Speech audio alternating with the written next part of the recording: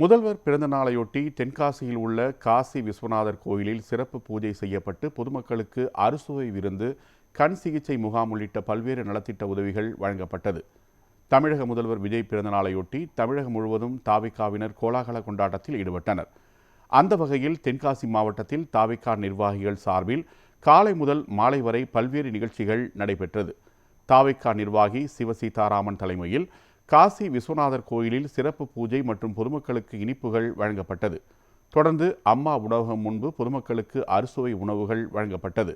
இதனைத் தொடர்ந்து பொதுமக்களின் நலன் கருதி கண் சிகிச்சை முகாம் மற்றும் பல் சிகிச்சை முகாம் நடைபெற்றது.